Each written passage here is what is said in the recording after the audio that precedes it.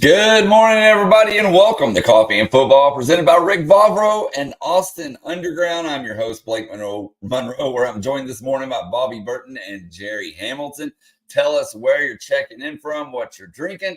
Get your questions in. We'll get to those here in just a little bit, guys. We are 65 days away from kickoff here. And so tell us Bobby, I was telling Blake before the show, we need a little countdown. We need a countdown on here. We got to work on that. We'll get Matt, our producer, on that. Yeah, we need a countdown stuff there. For sure. Well, guys, let's speaking of countdowns, a lot of Texas fans are counting down the days, the hours until some decisions are made. Three big decisions coming here soon, Jerry. What's the latest? Yeah, so I think recruiting is really the decision part is kicking into high gear. Bobby and I both have columns on ontexasfootball.com on that this morning. Look, CJ and I talked about it yesterday on one of the shows.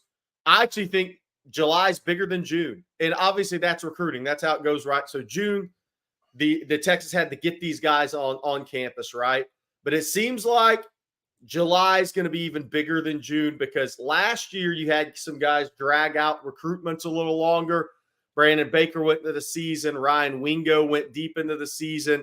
Kobe Black the same. I don't see as much of that in this class. I think these guys are, as of right now, the highest profile guys, unless things change, there's a lot of decisions coming in the next month for Texas. And I'll say this, Blake, to your point, in the next 48 hours, 3 big decisions and a really huge one in this class. Josiah Sharma will announce his decision Friday around 3 p.m. Central Time. That's the 4-star. I call him 4-star plus. I believe he's a top 150 level prospect in the country in my years doing this.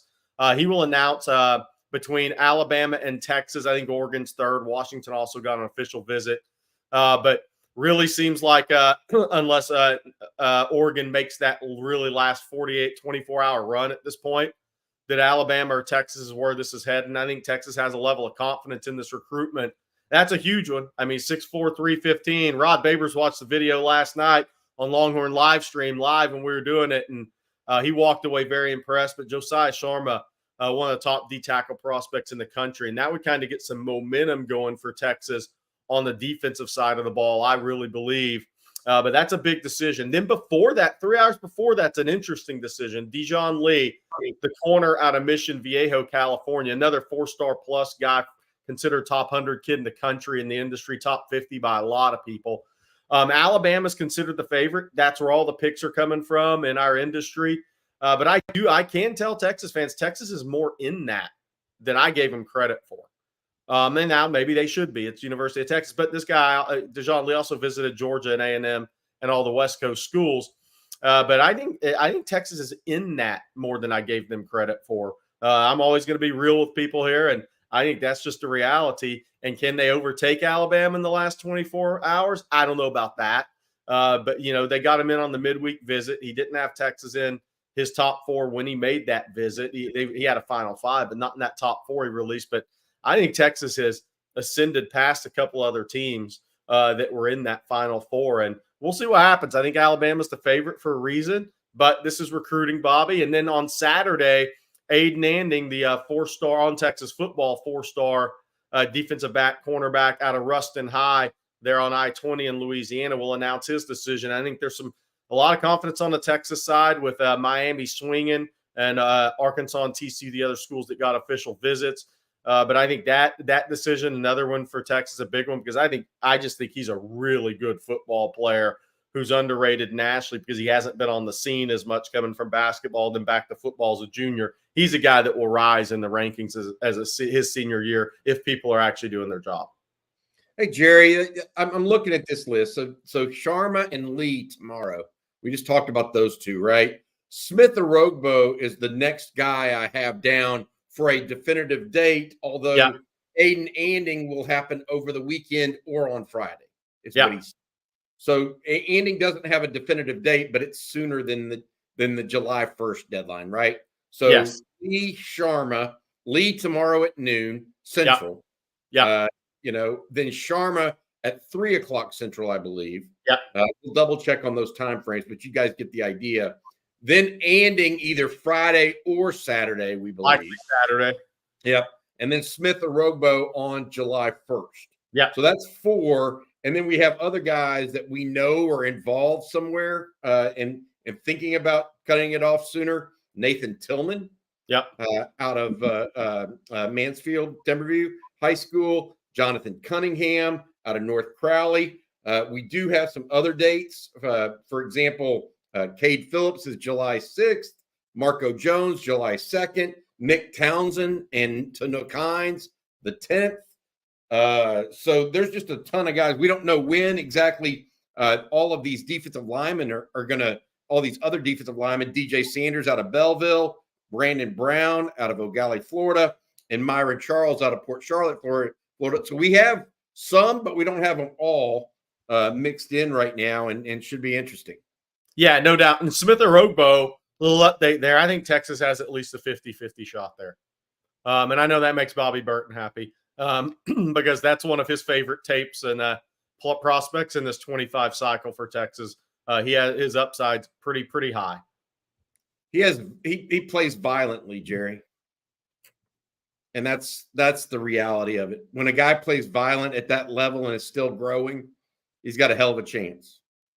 Yep, no doubt. A hell of a chance. All right, Blake, it's time. We have a lot of Aggie tears and A&M talk. This is actually crazy that recruiting may be falling to number 2 here for about a 72, 96-hour kind of time frame here. But Jim Schlossnagle announced as a Texas head coach yesterday. Yep. There's a lot of fighting Texas Aggies that are fighting Texas Aggie mad still. And that's before guys in the portal actually head to Texas. I'm not saying all of them are because that's not realistic. But it'll only take 2 or 3. How many went in the portal yesterday, Blake? How many went in the portal? I know of at least 8. I do believe that number is now at 9, but I think that 9th one is, I don't know why he went into the portal if this is the case, but going to enter the draft. Yeah. But at least 8 for sure. And we'll see what happens. Are you that? Who are some of the key names? We know that Texas took that Jim Schlossnagle took the entire staff, right? Yeah, from A&M. Who are some of the key names in the portal that entered, if you don't mind, and tell Texas fans a little bit about them? Yeah, so I'm actually going to put it up here because I tweeted it out yesterday, if you'll bear with me here. And so it started yesterday morning, and I'm going to butcher some of these names because I'm terrible at pronouncing a couple of them. But Jace LaViolette, I guess. I'm going to butcher that one. Gavin. Hey, Blake, that's supposed to be an LSU Texas battle, right? Yeah, correct. I believe that is going to be the case. And then I've heard good things regarding Gavin Grahovac. Who hit 23 homers last year. Big time player. Caden Kent, Jack Bell, Max Kofer. He's actually their catcher. I'm kind of interested to see if Schloss will go after him because Texas, in my opinion, needs some catching help. I don't know who's all in the portal at catcher to see if maybe he's that guy. I don't know. And then Hayden Schott, Caden Sorrell, and then Jet Johnson. And a couple of things there. Caden Kent, son of Jeff Kent, went to Lake Travis. Caden Sorrell, really good freshman at A&M, hit 11, 12 homers. Blake, I think that's a guy that we expect Texas to pursue. Yeah, you would definitely think so. And Texas obviously is going to need some portal help. Some other baseball news that came out yesterday, guys, that we reported on TexasFootball.com is that Troy Tulitsky will not be joining the coaching staff as originally planned. We originally thought that he was going to be in some role, some capacity on that coaching staff, but that is no longer the case. So that kind of sucks, but it is what it is. And I think he'll stay in Austin. I think it's just he's not going to be coaching for a little bit. I want to say this. A lot of people have said that probably the macro picture of this is that a lot of people have belabored the fact that Texas NIL wasn't activated as well in baseball previously. And that's one of the things that was hurting David Pierce and his staff. I'm here to tell you that based on the conversations I've had, that is now not even close to being true. So Jim Schlossnagle is going to have the ability to go after and get whoever he can, the best in the position and at their positions across the country. So Texas is ready to go into the SEC with the right coach and hopefully with the right players as well. So good stuff there. Hey, I want to say thank you to our sponsor each and every Thursday morning live stream and Coffee and Football, brought to you by our friend Rick Vavro. Since 2004, Austin Underground has specialized in difficult underground commercial installations. The team's engineering background gives Austin Underground the ability to perform work other firms often consider just too risky. Rick Vavro and his team offer an end-to-end client experience, including seamless communication, budgeting, staffing, and top-notch trade partners. And most importantly, they produce solid, quality work each and every time. That's Austin Underground. We appreciate them very, very much. A couple other things on baseball. This one, Cinco de Mayo, that's right. We're just talking about guys hitting the portal that were at Texas A&M. Obviously, guys that signed with Texas A&M, Blake, that could come into play soon as well. And then there was a comment up here I wanted to hit on. John B. Said A&M players probably going to the portal, probably a defensive move until a new A&M coach's name. What do you think about that, Blake? I don't know. A lot of these guys are going to school for a coach as much as they are a team in baseball. Yeah, I'm with you on that. I think that's a huge part of the puzzle. And I've seen a lot of, I'm just going to say a lot of delusional A&M fans on social media saying that they're going to go out and get, these huge names. And that's not what I'm hearing at all. The couple, 2 or 3 names I've heard, I think a lot of A&M fans may riot just because their expectations are so high, but no, I to your original point, I do not believe that to be the case.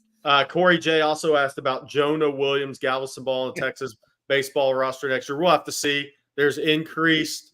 I spoke with Jonah a few hours before that the news actually went public on Schloss. Jonah was out in Atlanta playing in a baseball tournament, and we'll see what happens there. There's increased communication with Texas once again. But we'll have to see where the dust settles on that. I mean, there's a lot that comes with that recruitment, so it'll be interesting. I mean, and when I say a lot that comes with that, Jonah wants to be a safety. Is that really what he is long term? That's always been the question for the schools recruiting him. Then there's the baseball component of that. How many guys are actually seriously be able to pull that off if you're at a football school, the level of Texas, right? Where the talent level coming into the program is that level. On that level. So there's a lot that goes into that recruitment. Then you have a Major League Baseball draft with him too. So that's a loaded recruitment of sorts, and I think a difficult one to navigate through, on just my opinion. Yeah. Hey, and speaking of recruiting guys, we actually have a question regarding this, but let me bring it up here. Yesterday, Coach Blake Gideon put this out, and the question that we have is from E. Kim, and he says, "Good morning from Rockford, Illinois. Jerry, any messages from Gideon Sweet? Guess it could be a big one or two." I think Blake was probably watching Weather Channel last night, and they saw it was hurricane season. And he likes tropical storms. He's recruiting a couple different hurricanes, by the way. Yeah. Good stuff there, Jerry. Hey guys, I want to tell you all a little bit. You got a second now, Blake, for me to go forward with this. Yeah. Sunday is the big SEC send-off, or actually welcome to the SEC party over on the South Mall. It's in between 21st Street and the main building, so the tower. The whole area is going to be blocked off. There's going to be tons of stuff going on. It really starts, if you're thinking about taking your kid out there or wanting to go see it yourself, it really starts around 2:00 on Sunday afternoon. And then the whole real shindig gets going around 8:30. But I think that's going to be a little bit more for the young ones if you want to go see Pitbull and that sort of stuff. So feel free to do that. But Paul Feinbaum will be out there. Some other ESPN personalities will be hosting live shows, etc. Jerry and I will be out there for a little bit. We'll be going and checking things out, bringing you guys some news and notes from the event as well. But it's going to be a fun time. Chris Del Conte and his staff have set it up again. Greg Sankey, the commissioner of the SEC, will be there as well. He'll have opening remarks, I believe, around 8:30 on Sunday night. So, go out and have some fun. Come see. Jerry and I will be out there. I think we're going to be out there till 5 or 6 that afternoon. Then try to get ready for the 7 o'clock live stream ourselves. So it should be a lot of fun. Bring the family, have some fun, enjoy your new conference brethren in the SEC. Yeah, and to add to that, CJ Vogel will be out there as well. Rod Babers may. I also want to point this out. CJ Vogel at the Manning Passing Academy, which the media session is today. All the college guys will throw tomorrow, and the high school campers will throw tomorrow. But CJ will be reporting from Manning Passing Academy. I'm very excited for him that he gets to go down there to Manning Passing Academy. It is a great event. What makes it a great event? Well, obviously, the Mannings know how to put on a great event, but it's one of the rare times you get to watch a Quinn Ewers, a Carson Beck, Brady Cook, Dylan Gabriel, Jalen Milroe, Jackson Dart, all work through the same drills in succession. Arch Manning is supposed to work out as well. So it's a great chance to look at those quarterbacks and kind of judge them with your eye. Quickest feet, quickest release, all the things you kind of look at with quarterbacks in a throwing against air type of situation, but physically too, see how those guys are. CJ will be reporting from there. Again, the media session and Manning Passing Academy is today, and the college guys will throw on Friday. Okay, guys. And yes, Archmania. That is, we did find out last night that CJ's name, it's Clay Jordan. So that Rod and I got that out of CJ last night. So Archmania said Clay Jordan representing.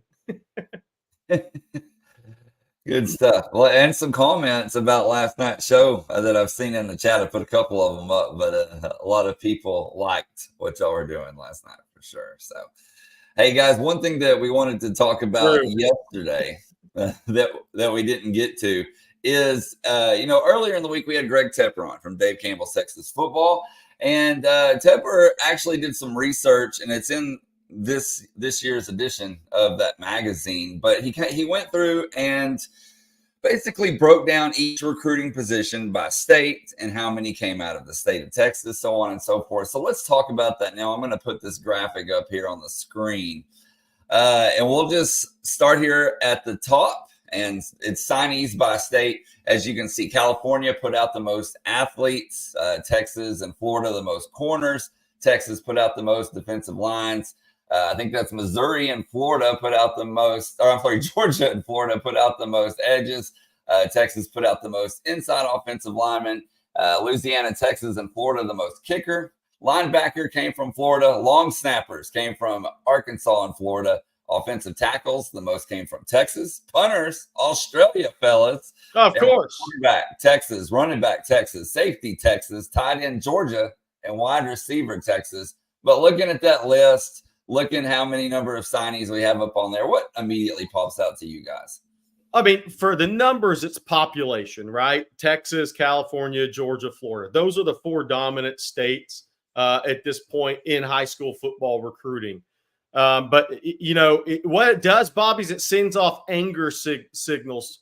Texas should never have been bad on the offensive line. This state produces too many offensive linemen. There are some positions, interior D-line, maybe linebacker, that the state's hit or miss on. I think there's a spread football becoming so popular amongst Texas high school coaches a few years ago. I think that kind of changed how kids are positioned in high school football in Texas. But there is never an excuse, and I'll throw A&M in there too, for Texas or Texas A&M to not be competent to good to very good on the offensive line.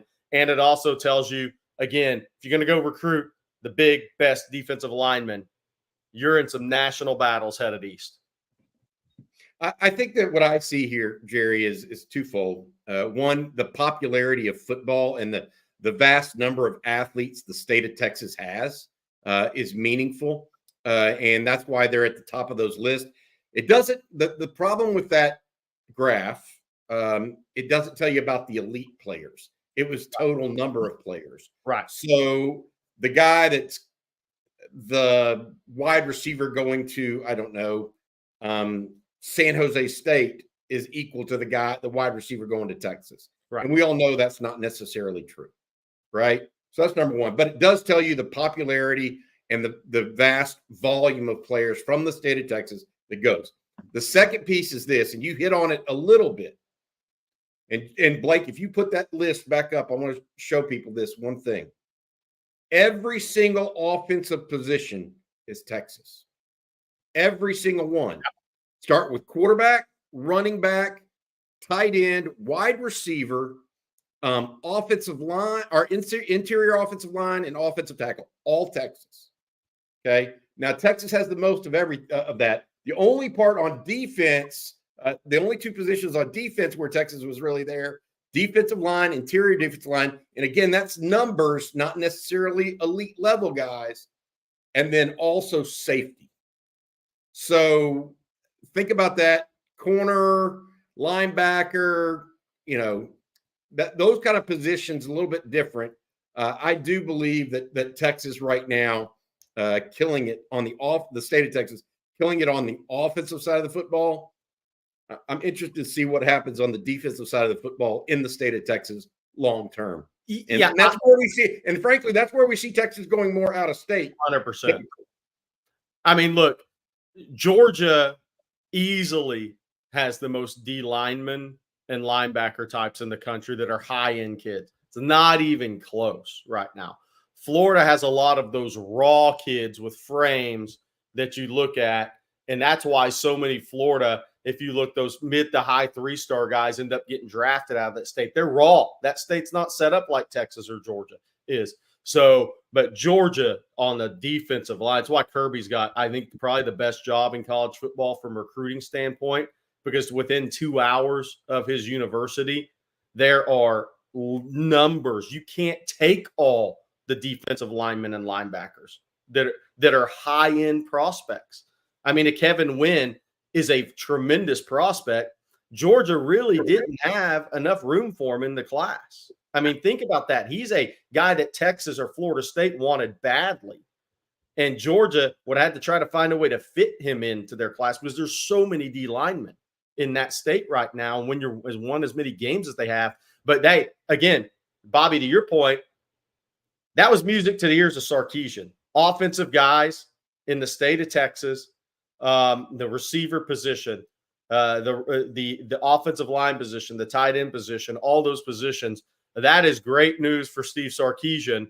But even though they recruit nationally, but it's also telling California's really fallen off. Now there's enough high-end prospects that Texas is going after there, but it's also why I think you see that state dropping as far as high school football goes overall. Not the high-end prospects; those guys are there, but overall in that state dropping when Texas is producing more quarterbacks than California.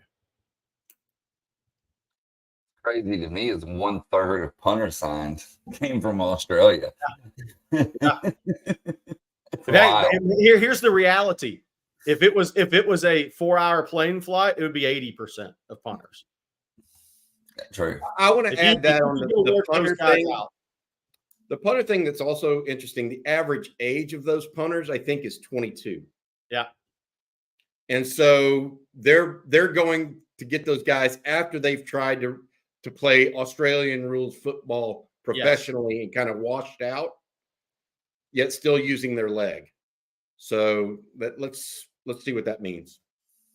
That they're taking older players from Australia instead of 17-year-olds from the States.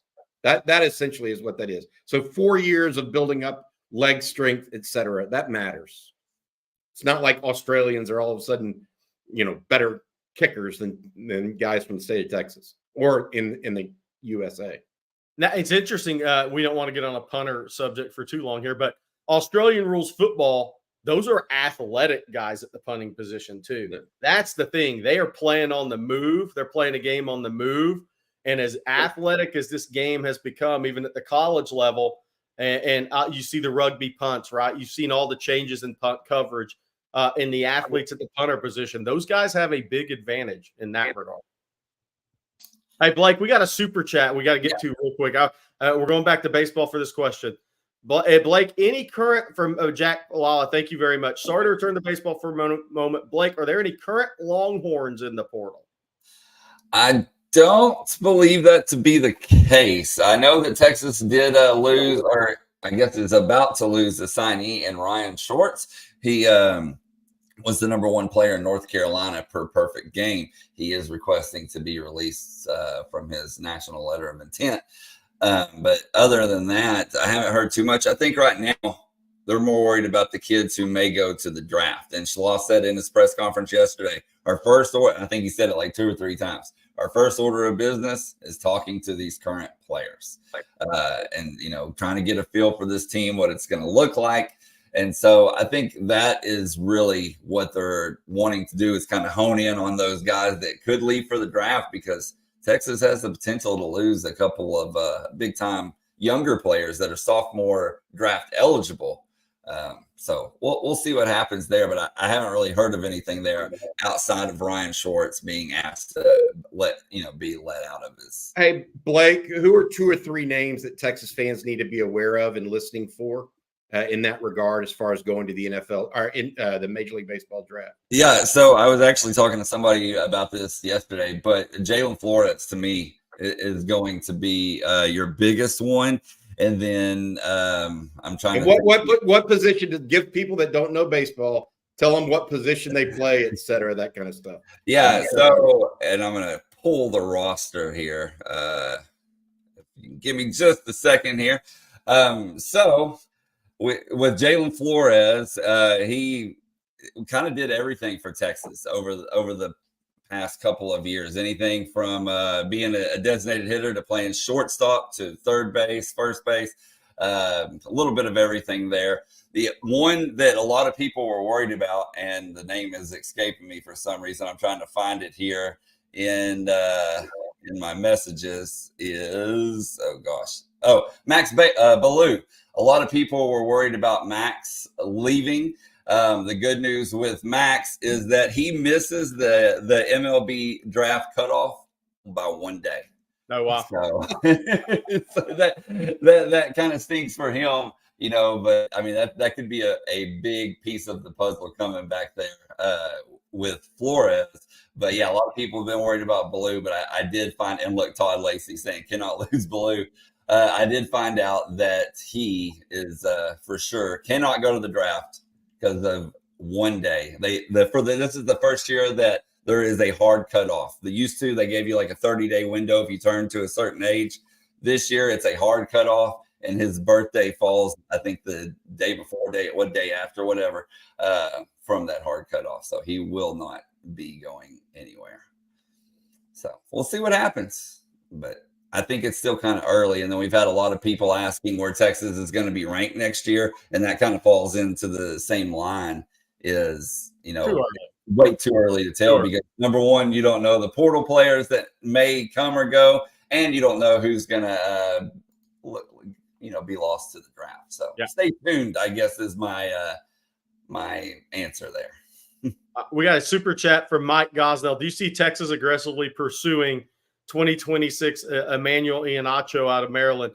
That's a highly ranked offensive tackle. Mike, I don't know on that. I think it's a really good year in the state of Texas. Again, Texas has offered Iheanacho, but it's a really good year in the state of Texas. Again, I mean, they have several offers out, and I think they're in a good position for some of those kids. So it also will depend on how many guys they truly go after in that 26 class on the offensive line, because if this class stretches to 6, I think you're looking at 4 in the next class. And it's probably, if you're looking at 4, you're probably looking at 3 or 4 from in-state in that class. So we have, actually, before we get to some next questions, Bobby Burton, if you're ready, I'm going to let you tell folks out there about Babbel. Yeah, absolutely. We'll do it. Babbel is a language learning app that I've been using now for about a week and a half. I'm on lesson number 6. So it's kind of interesting. They allow you to basically download the app, and it gives you a choice of whether or not you want a 5-minute lesson a day, 10-minute lesson, 15-minute lesson. And I've been doing the 5 or 10-minute, whichever one I have on for that day.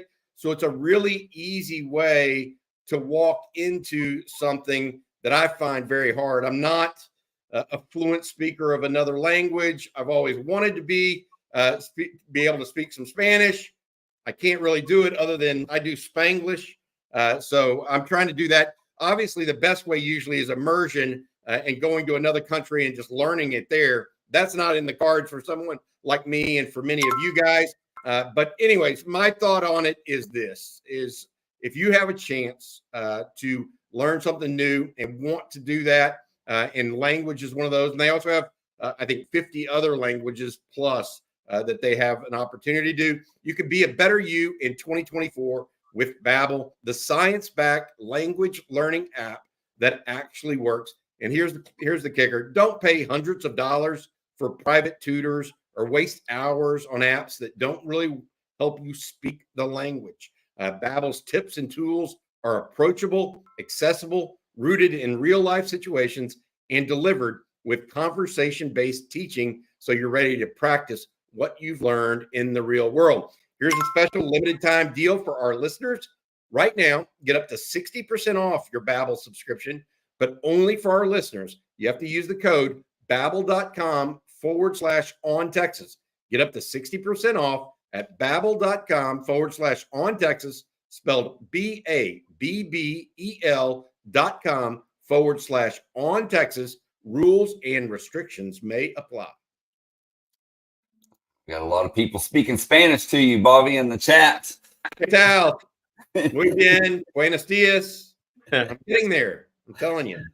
Oh, man. Okay, guys. Well, let's move on to some questions here. We got plenty of them, and you got plenty of time to get your questions in, so please do so. And we're going to start at the top here. Antoine says, I'm hearing Cam Williams is down to 345.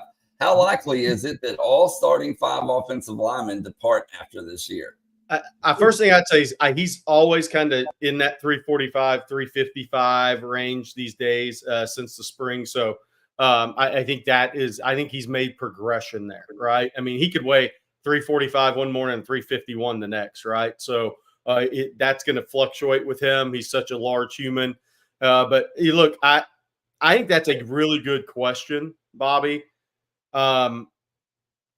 If Cam Williams has a really good year one starting in pass protection, I could see him being a one and done guy. Amarius Mims started 8 games at Georgia, went in the first round.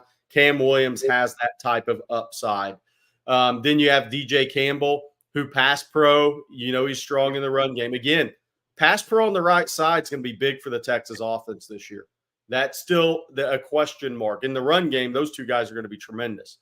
What are they going to do in tandem in pass pro? And then individually in pass pro, DJ Campbell's got to take a big step there, I think, to be NFL ready and be a draftable grade where he would jump at it because I think he wants to, but you got to go get it done on the field. So I think the pass pro is going to determine that because the run game is going to – those guys are beasts. But what are they going to do this year? How much of a jump does DJ Campbell make? And what does Cam Williams look like? I'm not talking the first 3 games. The last 9-10 games. Here's my take on the offensive line. So, yes, it's possible Cam Williams could go pro after this year. Of course it is. Yes, he's in that 350 range. He started out his career as 370, 380. And this goes to the point of what we've talked about with development. Kyle Flood is very good at it.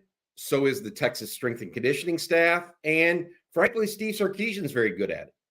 It's the rare guy who doesn't take to it that is the outlier, not vice versa. Think about Malik Agbo. I mean, Malik Agbo has lost more weight, Jerry, than Cam Williams. Yeah. I mean, Malik Agbo's down to 280 after showing up at 350. It's a dramatic change when you he's a healthier human being today, right? Than he's. So my point is, it's the rare individual. So that's why, frankly, a Sadir Mitchell sticks out a little bit in that regard right now, in our opinion, or at least in my opinion. But getting back to the offensive line, could all 5 go pro? I do not think so, because while Kelvin Banks, we fully expect to go pro, and Jake Majors, we fully expect to go pro. After that, I think it's 50-50 or less for the rest of them. And I doubt seriously that Hayden Connor will be going pro. And or if NATO or Cole Hudson beat him out. So I think it's possible 4 of 5 do, with great seasons from DJ Campbell and Cameron Williams. But I would put it, I think it's more likely 3 of 5 go pro than 5 of 5 or even 4 of 5. That would be my take on that. And then while we're on the subject of offensive line, guys, living rent-free in UT says, I'm guessing offensive line depth on the Texas roster is playing a negative factor in Fasusi's recruitment. I think Oklahoma wants it to, but I think, look, I think Fasusi liked, based on what I was told, he liked some of the outside football stuff in Norman. I mean, when he was on his visit. So I think that factors in as well. Look, that recruitment will play out a while. It'll be interesting to see what happens. But yeah, I think Oklahoma's hoping that they can make that a huge factor in Fasusi's decision ultimately. And our next question, fellas, comes from Frioli93. He says, out of Cedric Baxter and Jaden Blue, which one will have more touches, more rushing yards, and more rushing touchdowns? Well, I'm in this. Touches is interesting. What an interesting call that is. This could all come down to health, by the way, but keep going. Yeah. No, it definitely could. But my point here would be 10 to 15 carries a game for more like 8 to 13 carries for Blue a game. Agree. 10 to 15 or 10 to 18 for Baxter. Agree. So, but could there be a categorical number difference in receptions, Jerry? And yards, yeah. Yeah, and yards, because Blue does have that big play ability.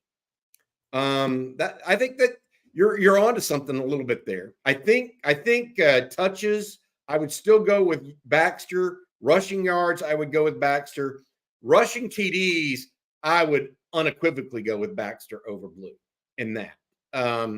Not saying that Jaden Blue won't get some. I just think Baxter's more of a every down back inside the 20s. He's a guy that's bigger to pick up pass rush. He's a guy that is more physical as a runner. So I think he's that guy inside the 20s. And that leads me to, Bobby, just a few days ago, you put up a question on the community poll, I guess I should say, on the On Texas Football YouTube channel, asking who will lead the Longhorns in touchdowns scored this year. Your options were Baxter, Blue, Bond, Cook, and Golden. And Baxter, 49% of the vote. Are y'all surprised by that? And who is y'all's answer? My answer was Cedric Baxter, based on what I just told y'all. That's where I think, and so I think there's wisdom of the crowds at work here. At 2,400 or 2,400 people voted on it. I think Baxter, because of what I just said, he's bigger, he's interior. Now, could there be a receiver, Jerry, that has 10 plus receiving touchdowns this year? And if so, is that Bond, Cook, or a bigger bodied guy like a Matthew Golden? That's where I like Adonai Mitchell and Xavier Worthy. Mitchell had such a big body, and you knew he was going to be a red zone target at some level, right? You could see him getting 8 to 12 touchdowns last year. Xavier Worthy is a touchdown maker, so he's in that category. I don't know if Texas has that type of receiving core yet. And so I went with Baxter overall. Yeah, I think the thing too is you hope it's Baxter, because that means you're running the ball in the red zone better. That means the plan of what Texas wants to do is working. That's kind of one of the big things when people like bring up yards, touchdowns for Quinn. I'm like, look, the less touchdowns Quinn throws probably means the plan is working better for Texas because they want to run the football in the red zone. And they want to score touchdowns running the football and imposing will and leaning on large humans. So that's one of the things that factors in for me. But I do agree with that. Of course, number one caveat's health of all these guys. But if everything's equal, then yeah, I agree with the people on that one. Todd Lathy says, out of those guys listed, who were the touchdown makers in high school? Matthew Golden certainly was, because he did it in the return game as well, right? I mean, that always factors in. Matthew Golden's always been a touchdown scorer because the return game, he was a guy that played. So high school different than college, right? He played Wildcat quarterback at Klein Cain. He did a lot of things to put the ball in the end zone for that Klein Cain team. So a lot of it's what you play, what your team needs you to do, how much you're called upon to do that, and how important that is to helping a team ultimately win games versus a guy that just plays receiver because he's on an ultra talented team at DeSoto like Jonte Cook. So that's kind of a tough question to answer. But I think of all those guys, Matthew Golden was asked to do more things for Klein Cain, especially his senior year after Jaden Blue did not return to that team. That he was asked to do a lot more for his team to win games. And before we move on to the next questions, Jerry, I'm going to let you tell folks out there about Manscaped. Oh, man. I mean, y'all have asked about Manscaping live. I mean, if you watched TexAgs Radio on YouTube yesterday, you saw Manscaped live, okay? But let's talk about Smooth Sack Summer. Ladies plus gentlemen, it's my pleasure to announce that Smooth Sack Summer is officially upon us. When you're playing in the summer sun, make sure you're groomed from pubes to bum. Thanks to our friends at Manscaped, you can make this season your smoothest yet. The Performance Package 5.0 Ultra is the ultimate bundle to keep your boys downstairs cool while looking hot. Join the 10 million men plus worldwide who trust Manscaped with our exclusive offer. Get 20% off plus free shipping when you go to manscaped.com and use code ONTEXAS, all caps. Summertime and the trimming is made very easy. And you have to have the crop soother on hand, guys. Now that you have the perfect haircut, use Manscaped's liquid formulations to keep that freshness even at the hottest summer barbecues. And we're not talking about going to Lincoln Riley's. The Crop Soother aftershave lotion and crop preserver anti-shaping ball deodorant. Once they touch your sack, you'll never go back. Manscaped on Texas, all caps. Good as always. Good as always. All right, guys. A lot of more questions rolling in here, and a lot of them not kind of, but they do have to do with what we were just talking about. And let's start with this one from Brendan. He wants to know what wideout receives the most targets. Man, that is a great question. It's Isaiah Bond. You really think so? You think that more than Cook? Yeah. Just because he can maybe – I don't know, Jerry. I keep coming back to that, and I just don't know the answer. And here's why. I mean, I just think Bond can do so much because you got elite speed, but Cook is a little bit more. I think he can get open a little easier. I think Bolden can get open a little easier.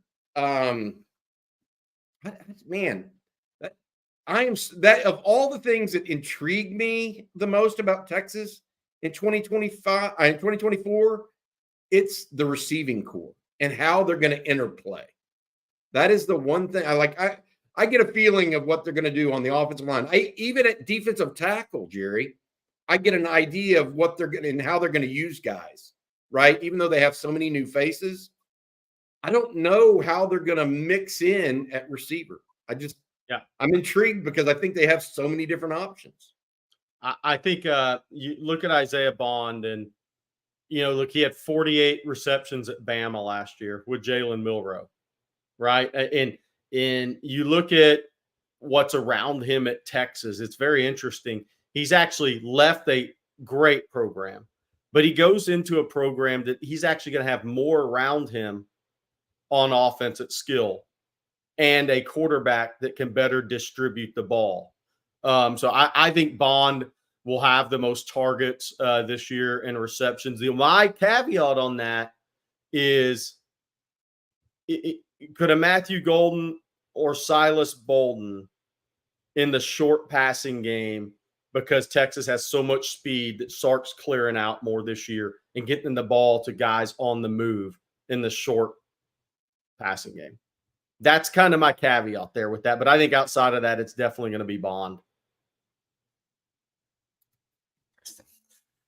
And then our next question, we actually have a couple of super chats. Let's see here. We'll start with this one from Jack. Thank you as always, Jack. He says, with Bolden and Golden, is the over-under on combined returns for touchdowns 3.5? Which one would you take? So what did Texas had 3 last year total? I'm going over at 4. Man. I'm going over at 4. I think they're going to get 2 kicks and 2 punts this year. I'm going to go 1. I'll go under. I think 2. I even with what they have, I'll go with 2. So I'm going to go under, Jack. What does the chat think? That's what I'd like to know. I mean, I know that we could be here. Here's a couple things. One, I do expect special teams against to be faster and quicker in the SEC overall. Okay. I do think that Matthew Golden is a better kick returner than Keelan Robinson, even though Keelan Robinson's pretty darn good. Okay. I just don't know. I'm in that category, guys, of I think I want to see it first. And I do believe that even though Silas Bolden is really, really good, I don't know that anybody is as good as Xavier Worthy at punt returns last year in the country. So we'll see. I will add this. Texas is getting better athletes on the field in the punt return game. I think that's going to help too. So there's a little give and take there. And our next super chat comes from Jay Lee. Thank you, Jay. And he says, I was worried about wide receiver rotation this year and its impact on recruits. But in the recent McElroy interview, Sark said he absolutely will play and rotate more wide receivers this year. Yeah, no, that was Sark was on with Greg McElroy. We had Greg McElroy on here and spoke a little bit about that. But Rod said that Sark's going to expand the circle of trust in his way of saying that. And I totally agree on that. And Sark talked about that in the Greg McElroy interview. And look, everything always has a hint of recruiting with it if you're smart as a coach. I mean, you have to. But I do think that he is going to play more guys this year at wide receiver. He's going to expand that. I think some of that is, look, you're thinking you're playing a longer season if you're at the University of Texas or at a Georgia or Bama or those places that consistently think you're going to be a 12-team playoff. Doesn't mean you are, but that's your thought if you actually are positive about where you're at. And so I do think that is going to happen. I think it's a combination, though, Bobby. I think, one, building depth if you have a little bit longer season. 2, the depth of the receiver room has taken 10 notches up in the last 2 years, even from last year, the depth. 3, from a recruiting standpoint. I think it's hard. You got to get – there's a couple guys that are young, one guy in particular that you know is young, but you got to get the dude the ball, and that's Ryan Wingo. Yeah. So we can talk about Parker Livingstone and Aaron Butler and those kind of young guys, or even DeAndre Moore and that sort of stuff, being young. And Ryan Wingo's different. Okay. I'm here to tell you, he's just a different dude. And so how do you bring him along when you have Bolden, Golden, as well as Jonte Cook and even Isaiah Bond? He's going to have to expand the circle of trust. He's going to have to. There's no doubt how he does it. And that's what I'm getting at, Jerry. I mean, look, Ryan Wingo needs 3 to 5 targets a game. I mean, I'm not talking about slants. I'm talking about big time plays. Because he's different. I mean, Bobby, to your point, the very first time, what happened the very first time you and I were at the first practice this spring, first 2 practices? this spring, whatever it was.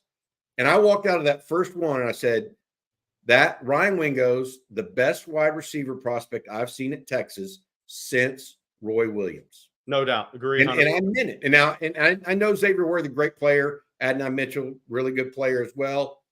But prospect-wise, right, size, speed, hands, smoothness, he had it. I mean, there's no doubt. And that proved out. And I'm telling you, even with Jonte Cook's going to be an NFL player, in my opinion. Isaiah Bond, NFL player. Matthew Golden, NFL player. Okay? He's still different, potentially.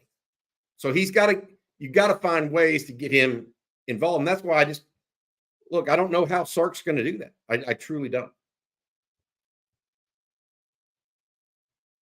You're muted, Blake. One other super chat, guys. This one from Thomas Anderson. Thank you, Thomas.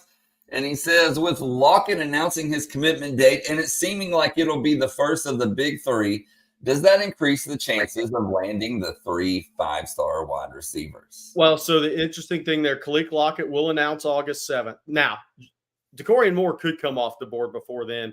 Last year, what was Colin Simmons, around August 8th, 9th? If I can't remember the exact date, I was there. Too much has happened. But it's all, and then Jamie French maintains August 30th. But the key there is the kids will know long before then where they're going. They'll tell each other where they're going. There's going to be a known amongst college coaches also where these kids are going. Look, there's one college that thinks DeCorian and Jamie French are going to end up at Texas. Are they trying to use that to their advantage? Sure. So we'll have to see what happens there. I'm not sure that date has anything to do increases Texas chances. I think the work is going to be done well before that. Let's just say that. All right. And our next question, guys. Jerry, actually, we've had a ton of questions about you and your highs. And so people are asking anything like this one from Archmania, how many high commits those week to Jesse asking Jerry, how many highs does Texas still have? And then Jeff wants to know, do the highs we have left bump up the recruiting rankings significantly? You're not getting me on that, Jeff. Been doing this too long, but that's a good try. I think there's 4 guys out there right now. Does that mean all 4 go public? We'll see. But I think we have 4 left right now, and I expect that list to increase here coming up. I'll say that. And by the way, Blake, I can't get out. You got to take part in this. You and CJ dropped your first baseball high yesterday, and I loved it. I thought that was awesome. I thought that was awesome. So I guess technically on Texas football has 5 out there right now. just one of them in a different sport. That is correct. And I had some people ask me about that, but I can't answer that question. I can't answer their question about the high CJ and I put out without giving away the answer. I actually wanted to bring this up, and Andy and Lufkin asked the question. Any chances on Arthur Kaluma, our basketball question? And then I've got something very sad to bring up from the NBA draft last night. Extremely sad, which I have to bring up. Also, I'm not doing my job for Texas fans. Arthur Kaluma is either scheduled to talk to Rodney Terry last night or today. He's getting closer to the decision. That's the Kansas State power forward transfer that was on campus earlier this week. It's going to be Texas or SMU. I think SMU is really giving it their all in this recruitment from an NIL perspective. I think Texas has done a great job illustrating what Arthur could bring to Texas, in a combination with Jason Kent, who I think is going to be a tremendous power forward, combo forward at Texas in college basketball. Really good basketball player. Caden Shedrick and then Kaluma. Those 3 working and rotating. What could they do? Then you'd have somebody else as the 4th big and some rotational time there. But I think Texas has done a good job laying out the role. Now it's what does Arthur want to do? I will say this. If Arthur were to pick Texas over SMU, SMU has a much bigger NIL package. I think there's some desperation there. But if Arthur were to pick Texas 8-man rotation, really good. I've been hearing, I continue to be told the guards have been really, really good. Trey Johnson, as advertised, looks like a future first-round lottery pick. Now, next year's draft is going to be extremely deep. This year's the weakest NBA draft of all time, but next year's going to be a different story.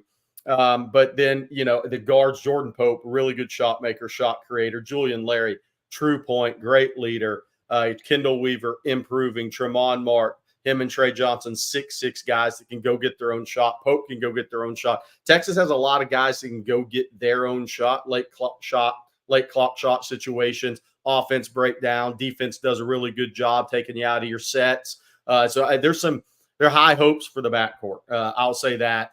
And then the sad part about last night, if you didn't see the NBA draft, I hate to bring up the sore subject to Chris Beard, but Ron Holland went 5. AJ Johnson went in the first round, and Yves Messi was about to commit to Texas when all the Beard stuff went down over Baylor last year. He went in the first round too. 3 first-rounders. So that was my sad part. All right, moving on. But I have to be real with people. We have to keep it real. 3 first-rounders. Man. It was a weak draft, but still 3 first-round level players. Yeah, but I will say this. You can't blame anybody for Ron Holland and A.J. Johnson going to the G League. I mean, they took money. And A.J. Johnson said he didn't even want to go. The reason he went wasn't because of the coaches, because he didn't want to go to school. Right. I mean, there's a level there. Yeah. I hear what you're saying, though. Jalen Tyson also got drafted in the first round, who signed with Beard's initial class, but he wasn't mature enough at that period of time. I'm glad he matured and got to where his talent could take him. That one wasn't on Beard or anybody at Texas. That was on the kid. Okay, we got a lot of more questions, especially regarding Texas offense this upcoming season. And let's start with this one from LL. He says, how are Clark and Gibson looking? You think either of them see the field this year? I think both will see the field. The question is how much, and I think that's going to depend on injury. Unless one of the two can carve out a special use. And what I mean by that is one of those two, Gibson or Clark, are they the best, maybe short yardage back on the team? I doubt it, because you're going to want somebody with more experience. But I see them seeing the field sporadically unless they can carve out a specific niche. Yeah. Or niche. Excuse me. I agree. By the way, UT boy, it's Jonte's world. We got it. We got it. He's gonna have a good, strong season at Texas. And Bobby, this one for you from Troy. He says, does your statement about Wingo being the best wide receiver prospect on campus change when or if DeCorian Moore joins the team? Need to see them side by side. Need to see them side by side to be able to tell you that. But, I mean, look, I don't know that having seen Texas Roy Williams, come in and do what he did the first practice he was there, and see Ryan Wingo, Roy was a little bit different in that he stood out from everybody. Texas has a deeper wide receiver room now,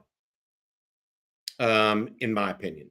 So Ryan Wingo is not like, I'm not trying to be rude to some people, but like Roy Williams was an A+ athletically and physically, and amongst a bunch of guys that were B- and Bs, in my opinion. Okay, when he came in, Ryan Wingo's an A+ amongst a lot of guys that are B+ to A's. So it's a little bit different, right? So you don't see that dramatic a difference. I would say that I want to see both of them side by side and how they're practicing at that level. Because the one thing you can't tell, even in a high school practice, how does that person take what he does in high school when it goes up a notch? Is he still the first one in front of the line, or is he just a guy in the line? Is he the first guy down the field because he's the fastest, or is he kind of, three-quarter in it? Let's see. I don't know. I will say this. My expectation, based on what I've heard from Jerry, as well as like 3 or 4 other guys that I've talked to, that actual recruit players, The Corey Moore is a freak. Super freak. So I would wait to see which one I like better after I see them side by side. I don't think Moore is as big as Wingo. Right. That would be one thing that would be different. Doesn't mean he's not actually faster. Oh, he is. Freaky. As crazy as that is. Hey, by the way, you brought this up, Blake, but Alfio Randall, Alfio VC, and part of the #1 recruiting class for Mac Brown. It's time we get Alfio on the show. Alfio, shoot me a DM on social media. Let's get you on the show. Let's talk a little. Let's talk to you. Catch up. UT boy, yes, the Corian is a freak. You got to start using the term super freak, though. Super freak. Oh man! All right, guys. David Rawls says over under on Colin Simmons sacks. He's going to set it at 6. What y'all got? I was hoping he'd set it at 5.5 because I was going to take the over 2.6. I'm going to go 4 or 5. I'll take the under. Good player. I think that you, Jerry, I may be wrong, but whether it's Trey Moore, Ethan Burke, Colton Vosick, it's not that I don't think Colin Simmons couldn't do that. I'm trying to figure out where all the snaps come from. Yeah. So my take with all those numbers is it's kind of a loaded question. And the reason I go 6 is, you have Colorado State, UTSA, and ULM Monroe through your first 4 games. He could put up 5 sacks in those games and he's going to get the 6 because you could get 2 in the fourth quarter against UL Monroe. So it's it's then when you get like in SEC play, if he's at 2 sacks going into SEC play, is he going to get 4? That to me is a different question. That's true. I mean, that's like Harold Perkins getting 4 in one game. Right. I mean, that skews the whole number for the whole year.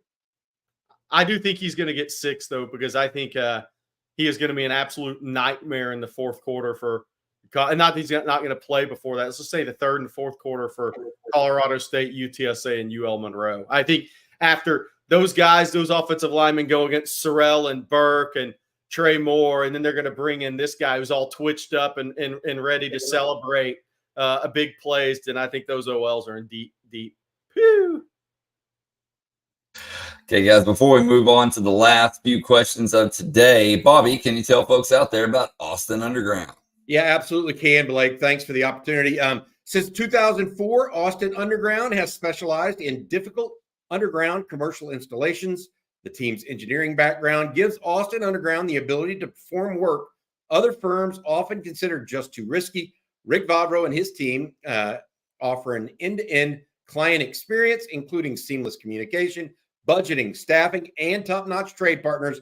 And most importantly, they produce solid quality work each and every time. That's Austin Underground. Rick also owns and operates Texas Road. If you are looking for any asphalt done in large quantities, whether it's subdivision, etc., make sure you reach out to Rick and his team at texasroad.com. And as I said, we got time for just a couple more.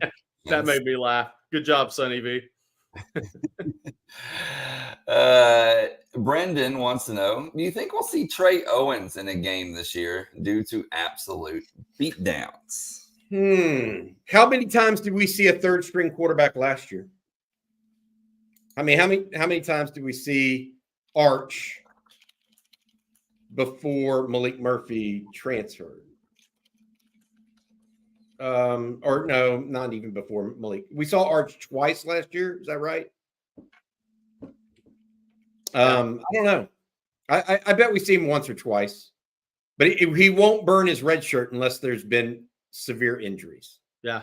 And that's for those people unaware, used to be one snap, you burned your red shirt. For about the last 10 years now, it's been you play 4 games, or 5 years, I guess it's been.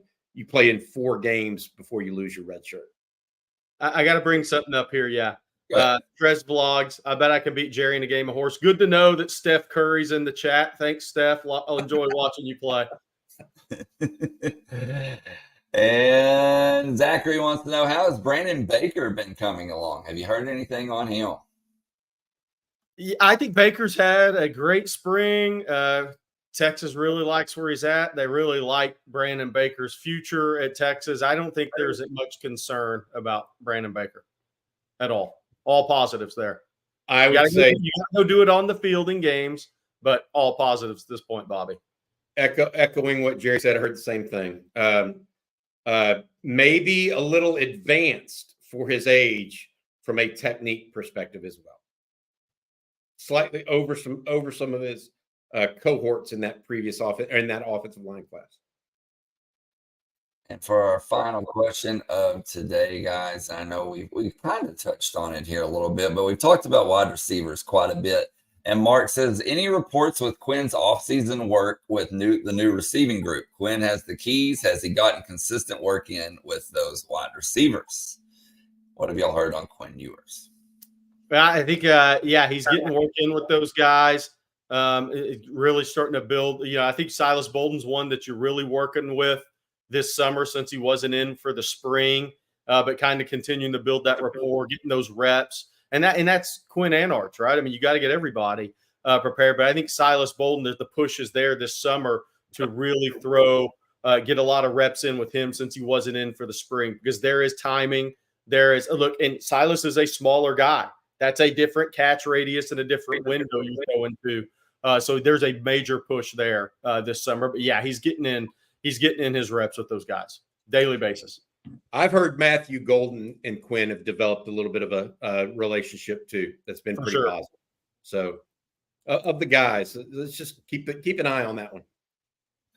Good stuff. And I lied. We have one more question because the super chat came in, guys. Corey B. Thank you, Corey, for the generous super chat. He says, good morning, guys. Do y'all think some of the recruiting in the South, the prospects not bought into Kenny Baker, or maybe he feels unproven compared to other defensive line coaches? It seems like this is a tough hill to climb.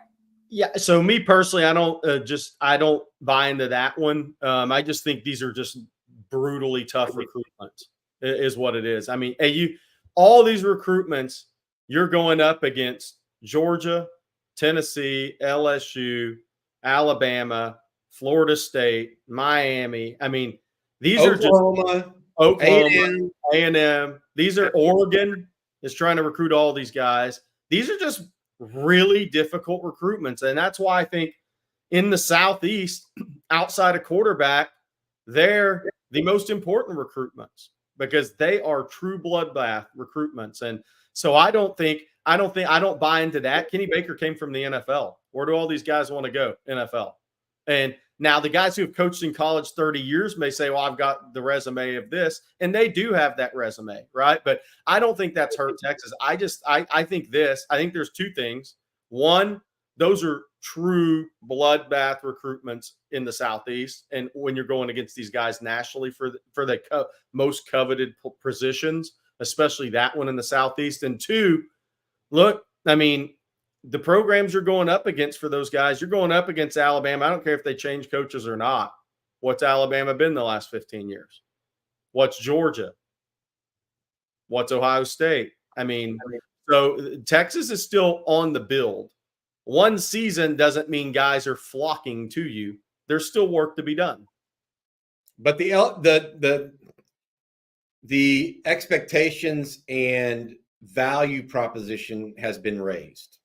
Yeah. And what I mean by that, like, look, Texas is playing they're playing in a little bit different sandbox now than they were even a year ago. And they're going to continue to rise, in my opinion. Wait till next season as well. I just think that they're a year away from being one of the hot schools in college football. I really believe that. 2 years in a row is something that could be sustained success. It's going to be different. But as of right now, I also think that Texas, when it comes to these recruits, to Jerry's point, they're difficult recruitments. Texas is in the top 2 or top 3 for every single one of them. Yeah, they're right there. They're not making hay. They just got to close the deal, which is the bigger piece of all.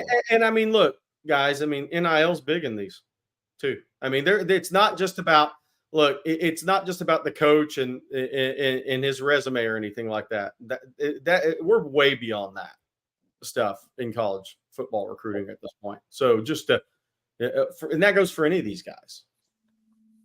That's just reality. Okay, well, that's going to do it for today's episode of Coffee and Football, presented by Rick Vavro and Austin Underground. We want to thank them, along with Babbel and Manscaped, for sponsoring today's show. Thank you all for tuning in. The great questions, the super chats. If you haven't already, please hit that like and subscribe button, ring the bell so you're notified anytime that we post a video, go live, whatever it may be. But just remember, we can't be on here all the time. So head on over to ontexasfootball.com. If you haven't already, you can become a member using promo code OTFOG. That'll get you a full year for $39.95. That's a deal that you just can't pass up.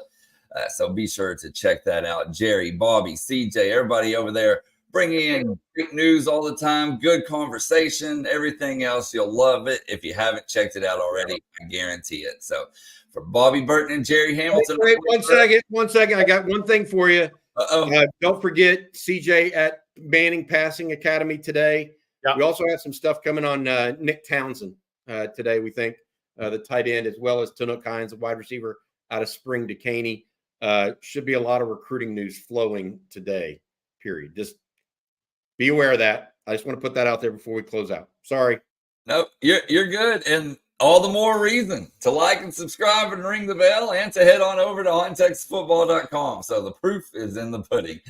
All right, guys, we will be back same time, same place tomorrow, and we'll see you then.